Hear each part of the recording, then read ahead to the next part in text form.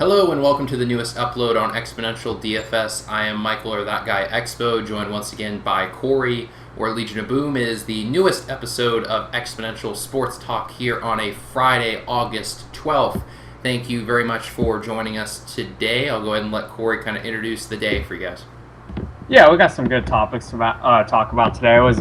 It's been a pretty louder day in sports the last few days. We got some a lot of news with obviously NFL and college football just right around the corner. Baseball's kind of wrapping up. Basketball's getting ready to start here in a few months, and this is kind of the hotbed for sports where we get a lot of the topics coming in. Yeah, we're starting to move towards another time of the year where we're going to have multiple sports going on at once that people actually care about, because what day was it? It was earlier this year where you had all three major sports going at the same time, right? NBA, what was it? NBA, MLB, and where's it? NFL. They were all going at the exact same time, I believe. So yeah, you get that in October. You get that a couple days a year, not much. But yeah, so NFL's back with the preseason. Of course, MLB is right in the heat of things, going towards the end of the summer, closer to playoff baseball. I'm not sure the exact number of games they have left. I think, if I remember correctly, I think the Red Sox are 62 and 51 or something around those lines. So I guess if you do that math, that's 113-ish games, right? Something around those lines. So yeah, moving towards the 162 pretty quickly. Obviously towards the end of September and into October, where playoff baseball begins. So first topic, jumping right into a Major League Baseball topic. And if you guys missed the last video, that was all Major League Baseball talk. Make sure to go check that out, where I do kind of a prediction show, and Corey's NFL show, the one before that. So we kind of split it up, those last two shows. But first topic, Alex Rodriguez. Obviously today when we're recording this, it's the 12th, the Friday. So today will be Alex Rodriguez's final game as a New York Yankee at home against the Rays. So, Corey, what are kind of your thoughts about A-Rod? I know you follow baseball. We don't follow it quite as closely as I do, but what are kind of your thoughts? I mean, this could possibly be the end of his career.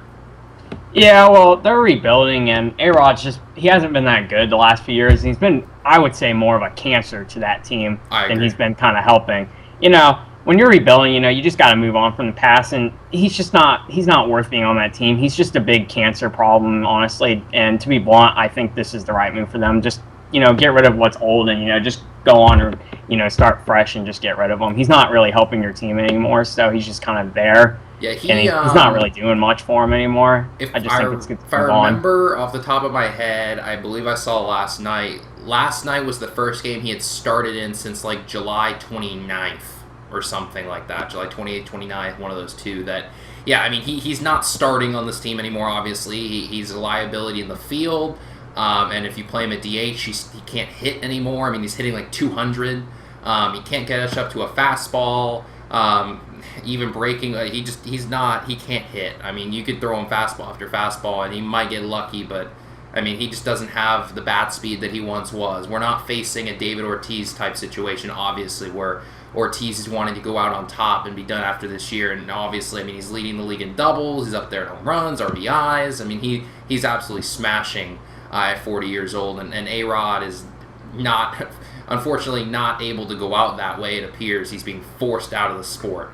I don't think this compares anything to what happened with Jeter and Mariano, obviously, because people generally liked them, right? There was nothing to dislike to me about Derek Jeter and Mariano, apart from the fact that I'm a Red Sox fan. Those guys were stand-up, respectable baseball players and men. So it's a little bit harder for me with A-Rod because I don't respect him.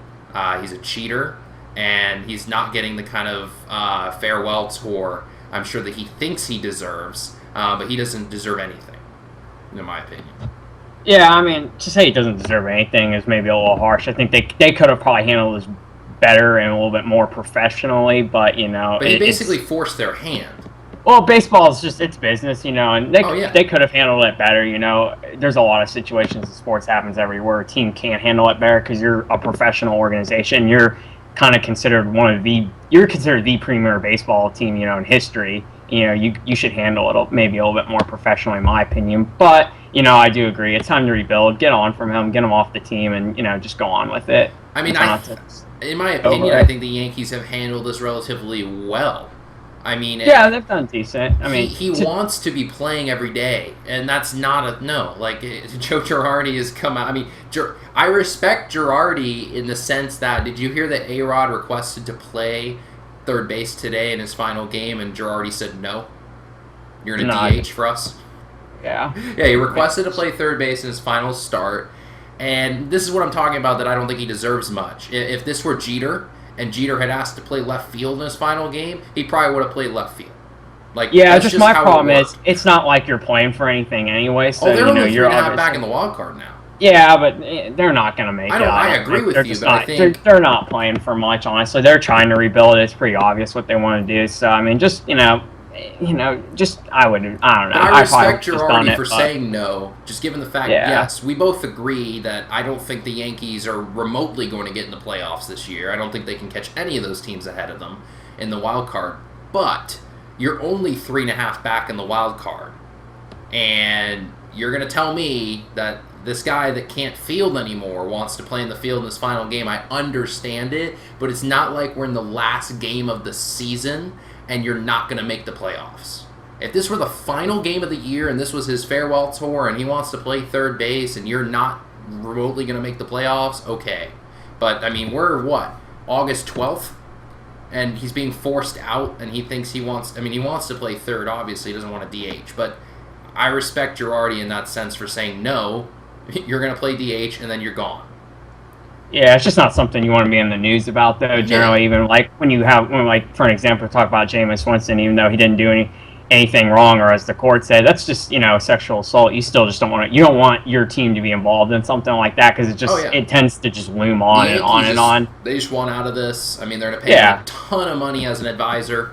A-Rod money is not going to be an issue for him. Now, this leads me into the next thing with A-Rod. So I had a couple of topics for him. Do you think he re-signs with anyone? Because he could re-sign with a team this year and try to get to 700 home runs. He's like at 696. Oh, by the way, did you see FanDuel made his price $696 today? Nah, I haven't been on FanDuel. He's $696 today. If you guys play fantasy sports or anything on like FanDuel or DraftKings, he's $696 today on FanDuel. Yeah, I'm on FanDuel. So I don't know if that part of my side will ever come up again. I don't know. Maybe done with fantasy sports for quite a bit of time. I haven't had the urge to go back to it. Yeah, maybe for football, absolutely. Yeah, I'll probably just go to a football, and that's about it. I'm probably not too interested to wrap back around to baseball just because of how time-consuming it is. Oh, it is very. And I'm same with the NBA. It takes a little bit of time. But, yeah, I don't know if he's going to resign. I don't really have an opinion on that. I couldn't really take a guess right now just because I haven't really done too much research into anything like that. But if he's if he's been as bad as everybody says, I couldn't imagine a team signing up. But maybe there are two teams, in my opinion, there are two teams that I could see maybe being interested. And this name's been thrown around a lot. Is the Rays. And the reason is because they're American League. He could DH for them. Maybe they get more fans there because he's trying to get to 700 in Tampa. But the reason why maybe I don't see A-Rod wanting to do it there is because it's not like Tampa is a great hitter's park. Yeah. Right? I mean, it's not like it's going to be easy for him to hit home runs in Tampa. And the only other team that I could even see would be maybe Arizona. It's a National League team. But just for whatever reason, they kind of stand out because they've had a lot of injuries in their outfield. I mean, maybe you could put them in right. I don't know what you would do with them. I don't know. I mean, they're not going to make the playoffs. They're like 44-62 or something. I mean, maybe you put them in right field and just hope nothing gets hit to. I don't know, because you're not going to put them at third. You're going to put them at first. You don't have a DH. And Miami's the other team that's been thrown around because he's from Miami. But Miami's they're in a playoff race. It'd be absolutely absurd to sign him. If they sign him, I will literally be so confused that it's gonna be mind-boggling. Yeah, it'd be a Miami. It'd be a Miami move, but they probably won't do that. It'd be mind-boggling. They're in the. They are in the playoffs. If it ended today, if I'm not dumb, like they were in first, like as of 2 days ago, and I didn't see what they are now. But I mean, it would just be mind-boggling. Just because they sign him, though, doesn't mean they actually have to play him. He could. Oh no, that's true. I mean, people they might say, "Oh, we'll sign you for the rest of the year." They'll get more fans in the seats, and then he actually won't even really play except to pinch hit. Yeah, maybe. Yeah, exactly. Maybe. Yeah. I mean, I could see that. And then the other topic I had, I mean, that was the main thing. I don't understand why there's still children that like A-Rod, but that's kind of an interesting topic. I mean, he was signing bats last night in Boston and all these things. I mean, when you have like, what? You have a Bryce Harper, you have a Mike Trout, you have Chris Bryant. Like, there's so many young players that you can look up to as like a young baseball fan. Why would you still be interested in liking A-Rod as like a young baseball fan? Maybe they just wanted his autograph. I have autographs of players I don't even like, but just what the hell? Say I got A-Rod's autograph. Maybe they just wanted just to say they have it. Maybe. I mean, that's what I would do. He's a legend. If I had a bat and he was willing to sign it, I would not say no. Just as I don't even like baseball. I don't even like baseball. I don't care what he did. I don't care. I would do it. It's worth money. You could sell it one day for money. Worth money one day. Why not? I ain't saying no to a free autograph. I don't care who it is. I'd take it from freaking Pete Rose or whoever. I don't care. I would love a Pete Rose autograph. I'll take a cheater. So second topic, that went on for a while. Michael Phelps. So I've heard this on a couple different like ESPN shows, Colin Cowherd, like all these national shows, discussing whether Michael Phelps is like the best Olympian there has ever been, and obviously he's number one in medal count by a lot. I think he has 22 officially now, as of today. I mean, this is a hard discussion for me because I think calling him not the best Olympian or best Olympic athlete is a stretch, just given how many medals he has. But, like, I don't know if you've heard the argument for this, but, like, the argument is he's a swimmer, so the number of events he gets to swim in every Olympics is, like, head and shoulders above what some other athletes get to play in. Like, if you think about it, obviously, the basketball athletes and all these other athletes that play, like, they have one event, right? They have one event. But it's like, swimming, you can do this, you can do that. Like, you have all these different events that you can swim in. I don't know how to feel about this. What are kind of your opinions? Well, I mean, yeah, I do agree. It's tough to compare when he can do so many more events than other people. But still, I mean, he just goes out and he gets gold every single time. That's so hard to do. And then, like, that's where, like, I could see it coming back in and saying, okay, yes, he is. He's obviously one of the most famous USA athletes ever. I mean, he represents our country very well. I'm very proud of him. And I do think that it is very difficult to go out and just do what he does. So, yeah, I could see the merit in saying that, yes. And I could see the other point of him being able to do a lot more, events than other athletes do. But this is one argument I could see both sides. But I would tend to lean more. I would say he's the best. That he is. I would, lean a little bit more towards that. Like, and here's my point of view on this too: is sprinters don't win the marathon races either. Yeah. Right? Like, exactly. Olympic sprinters do not win long races in the Olympics, but he goes and he dominates every event he swims in. Whether it's a relay, whether it's him solo, whether it's whatever. I mean, I don't follow swimming, so I don't know all the different events they do, but whether it's backstroke, butterfly, medley, relay, whatever, like, he dominates all of it. It's amazing to watch. I mean, I have a hard time saying he's not the best Olympian. I understand all these athletes that only get to run or do whatever once or twice in Olympics, and he has multiple. I do see that argument. It makes sense, but I think when you dominate that much, it's hard to argue against it. No, he's the second best swimmer. Ryan Lockheed's the best. He went to my high school. He's definitely better. And he went to... He's good. He's very good. Yeah, he went to my high school. That's scary seeing a relay with him and Phelps. Yeah. No, they're easily, but I would agree. He'll probably be... I don't think he's the next Phelps, but I think he will get quite a few gold medals. Yeah, he's quite a good swimmer. Yeah, because he's still young, right? Yeah, he's been doing it for a little bit. Let me see. Because I know Phelps. Is this his last Olympics? I don't follow swimming enough to know. He's 32. Ryan's 32. So I feel like Phelps is 36-ish. I don't know. I feel like maybe. I mean, I don't know with swimming how long they typically last. I think they usually stop around 40 because I remember there was a female swimmer who was 40 and they're like, oh, she's so old for swimming. So okay, I think both sports you tend to see people kind of go off by like 40. Oh, Phelps is only 31, so he's only 31. I thought he was a lot older than that. So he probably has another Olympics in him. Yeah, he's probably got another one or two. Maybe two. Yeah. Probably two, the way he diets and trains himself. He could get to 30 gold medals. Yeah, That's insane. All right, so moving on to college football, the coaches poll has been out for a little while, the preseason coaches poll. We hadn't really discussed it. We're going to kind of discuss it now before our SEC kind of East and West preview shows that are going to be next week. Definitely the East next week and then the West following that, and then we'll do an NFL preview. But today we're just going to talk about the coaches poll, our kind of reactions to the seedings. Corey, why don't you take it away and discuss this a little bit? Yeah, so at the top, you got Alabama. Fine with that. Won the national championship, 14-1 record. They lost a lot of talent, but they're loaded. They bring in 5 stars every year. They're loaded this year. I have no problem with that. It's hard for me whenever they're not put. Like, the previous national champ is not. Yeah, unless they've lost so much talent that. Even then, I feel like if you lost if you lost 80% of your starters and your depth isn't that great, and you kind of just have that 1 year thing where you just get lucky and you completely fall off, I would be okay with them, because a lot of the coaches poll I've noticed is you're returning talent. That goes into a lot of it. Well, yeah, I guess with it being the coach. I could see if I'm trying to think of a team that kind of had no, not even. Was it not last year who was the preseason number one? Was it Clemson? I don't remember. I feel like it wasn't the national champ from the year before.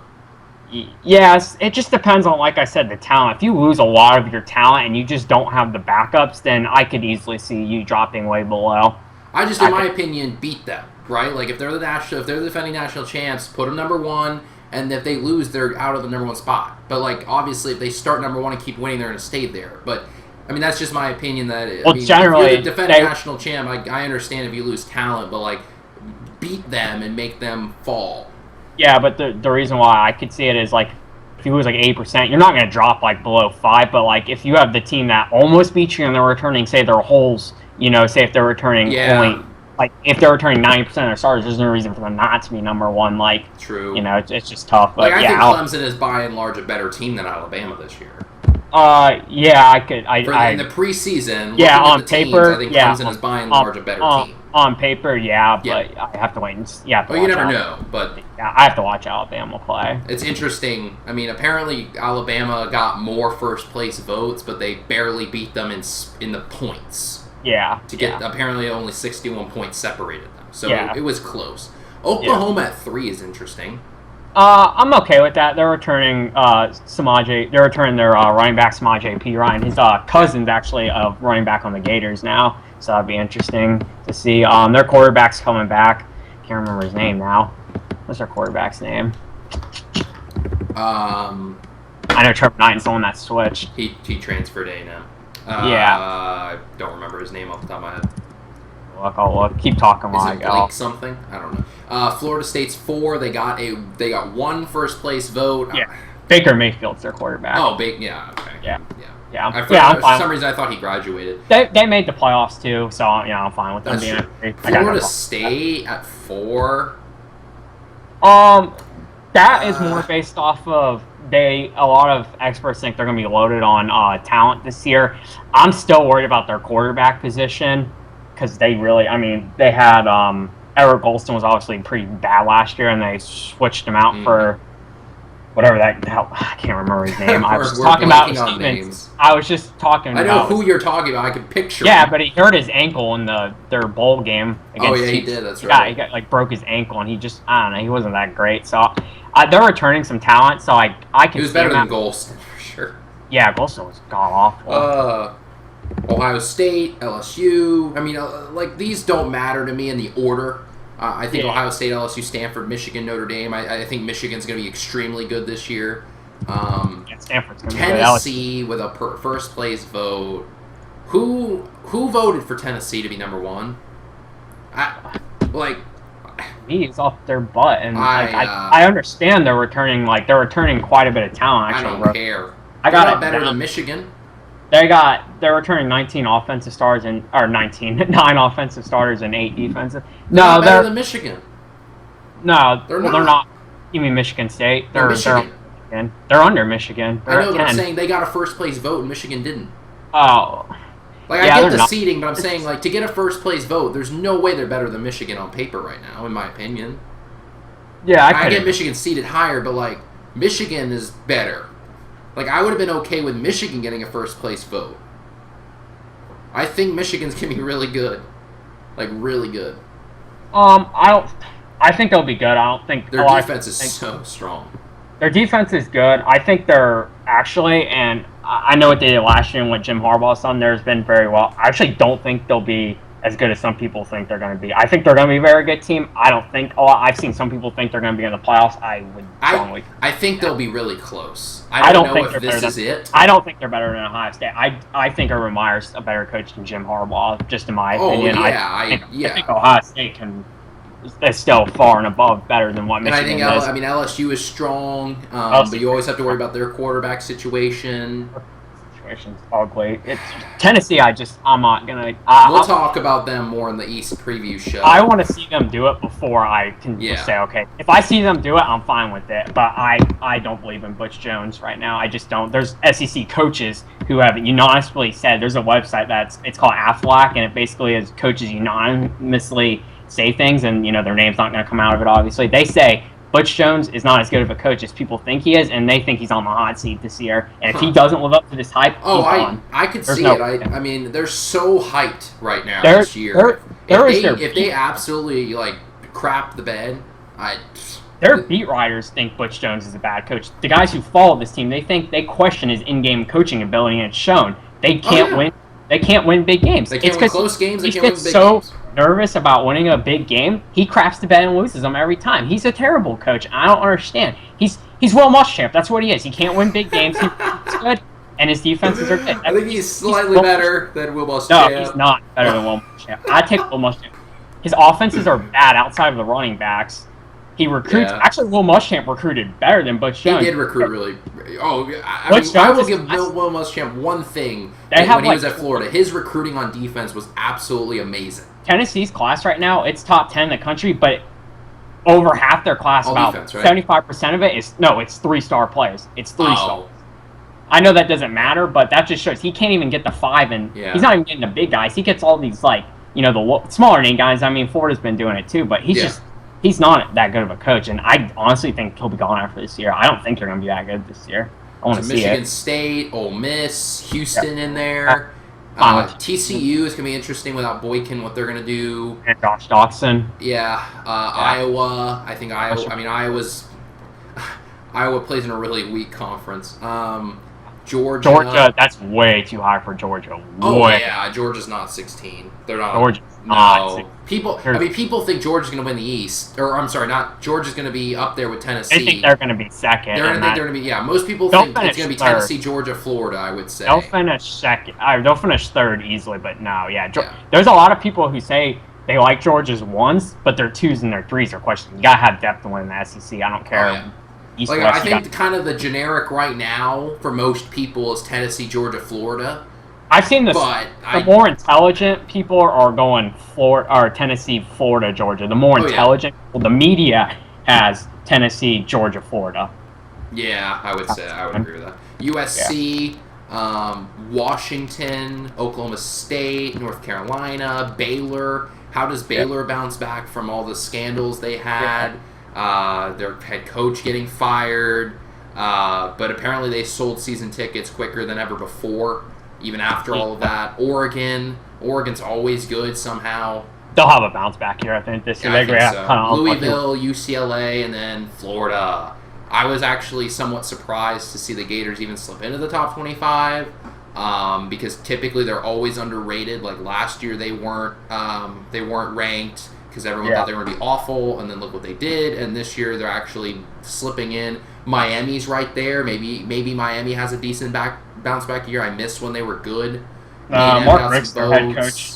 Mark Rick's their head coach. They'll never be good. You don't even want to be started on Mark Rick. Mark Rick is an awful Wisconsin. Coach. I mean, there's a lot of smaller teams that are known that are close, like Utah, Boise, teams like that. So Navy got some votes, which is interesting to me. They got 30.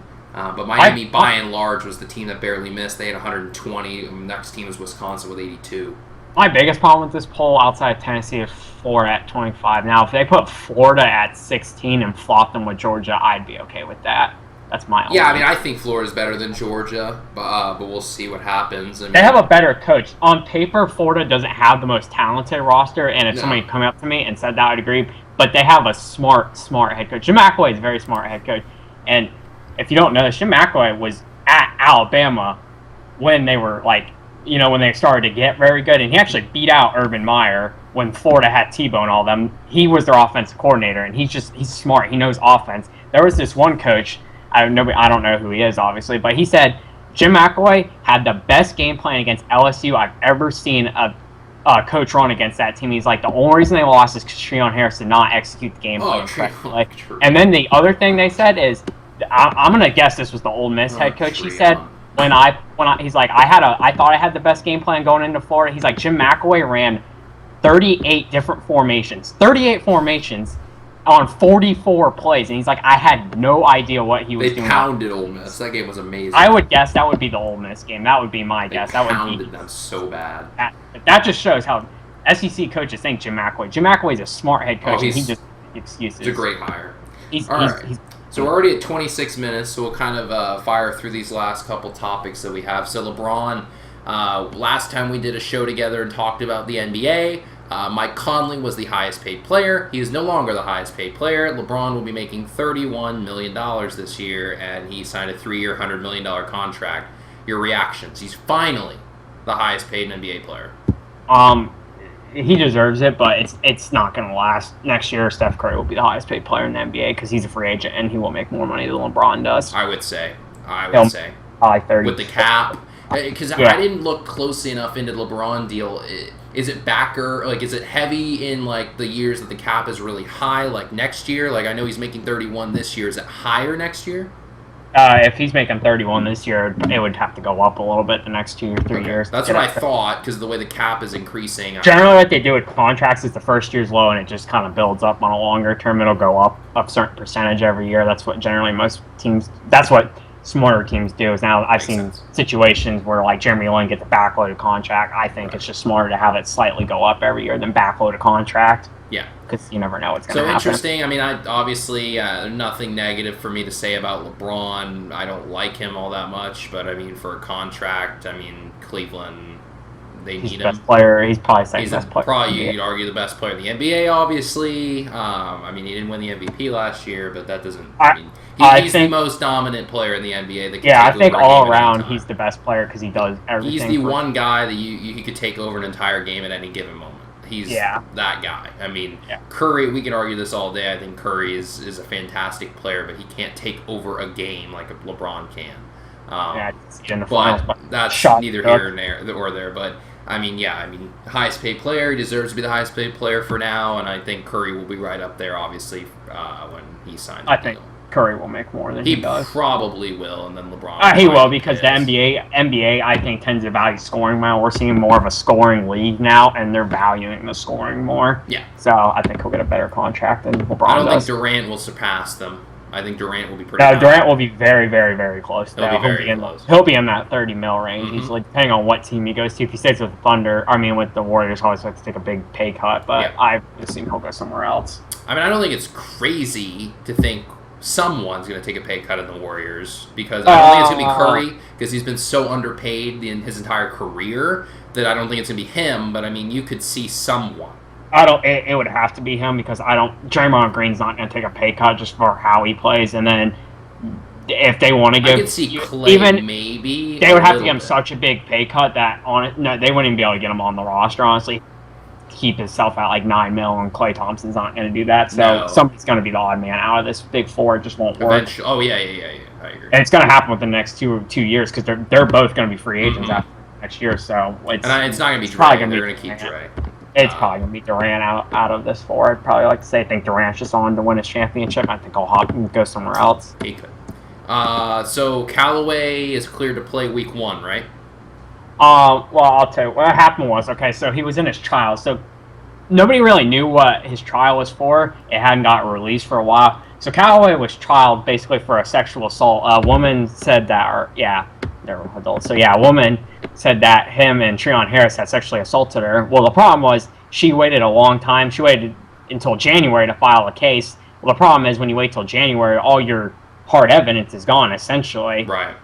And and then what happened was they did their trial, and her lawyer said that it was biased because the guy who heard their trial was a Florida booster. So they were saying, it was a biased trial, so they were going to get a redone. Well, today Callaway was just they said, Callaway, you're good to go. Yeah, so he's free basically. They have until they have like a week to file an appeal against Callaway, which and they will, I'm sure. They probably will, but I think it'll get denied, honestly. There's just no evidence. And also what was shocking is you have two different kind of courts. They have basically, I forget what they call it, but it's like almost like a school court. And basically the big difference between that and this will go into, generally what happens with sexual assault is it goes into like a criminal court case. Right.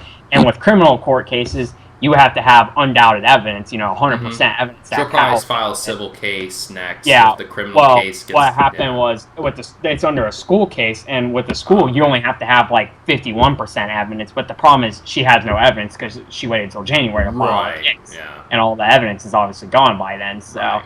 It's basically her word against his, and it's just it's just back and forth. It doesn't matter. Yeah, he's been cleared to do everything. He's already been cleared with the team, but obviously the school's already cleared. Like the team's already cleared him. So even he's been cleared since he's been in class since June. So he's been practicing with the team since June.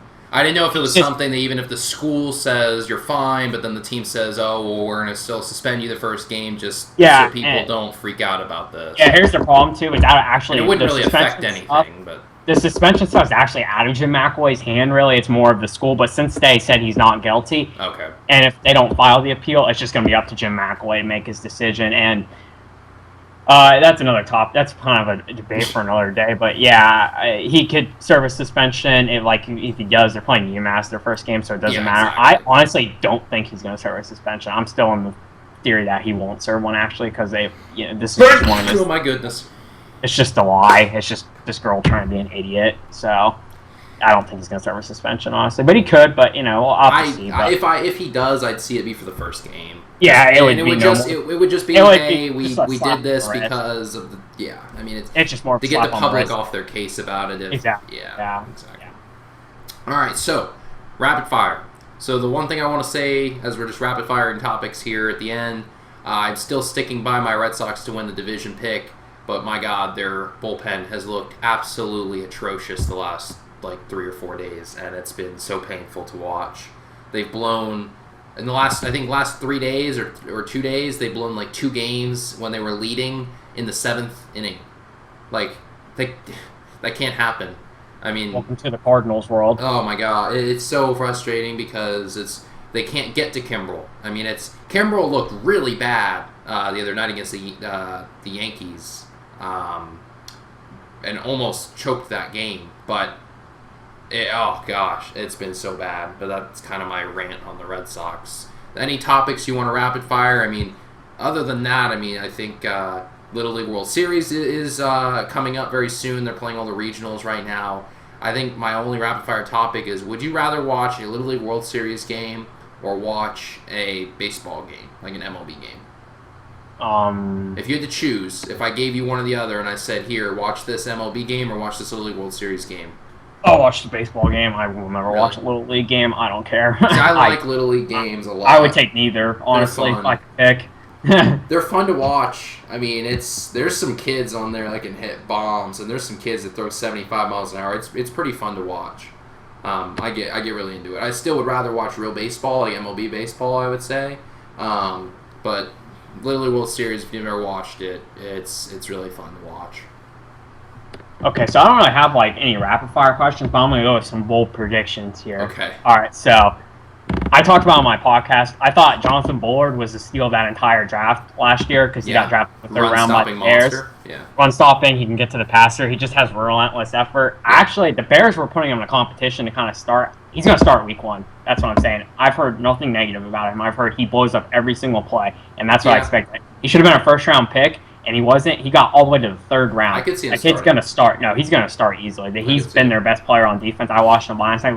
He blew up 9 plays. Oh, he is a difference maker, and I'm shocked that he fell that far. I guess the rapid fire thing I have about did Did you see some of these preseason highlights? I mean, Allen Robinson is just yeah. I think my other thing was Jacksonville is going to be a sleeper team this year. Oh yeah, Jacksonville's going to be very good this year. I'm very excited to watch Dante Fowler Jr. Dante Fowler Jr.